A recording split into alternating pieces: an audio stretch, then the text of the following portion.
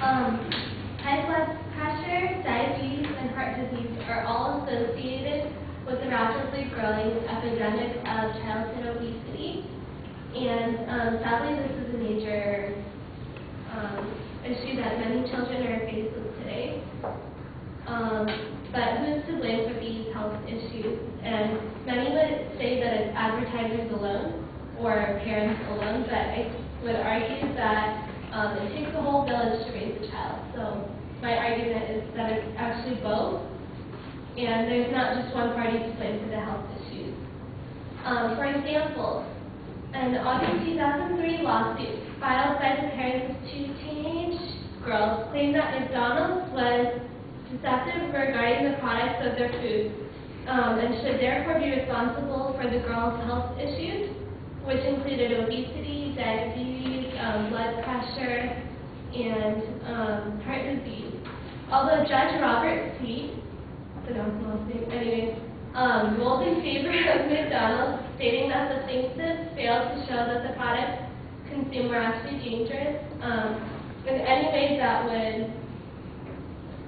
was open and obvious to a reasonable consumer. The lawsuit raised a question on whether, who's responsible actually for obesity.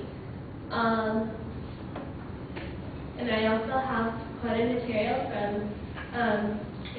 Although the 2003 McDonald's lawsuit ruled on the side of personal responsibility, and many people that agree that an obese person or child or adult is responsible for his or her own decisions, they can be overcome with self-control. David Lewin, director of the Optimal Weight for Life, short for or long for OWL, program at the Children's Hospital, disagrees. Quoted in the hospital newsletter, which is called Dream, Lewin states that his argument is used as the smokescreen to maintain the status quo. Blaming the mother for a child's obesity takes the onus off the food industry for advertising junk food to young children and politicians for taking action against these practices.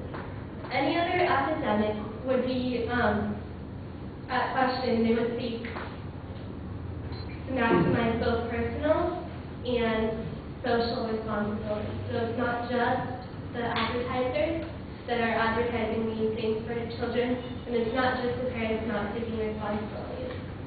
Both. And here's the statistics.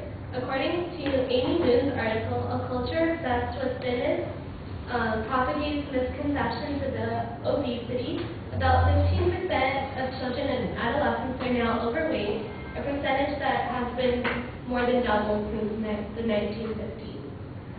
In conclusion, although there's many factors that contribute to this issue, parents and both advertising play a role, and as a society we need to pay more attention to what we're feeding our children, the kind of things we let them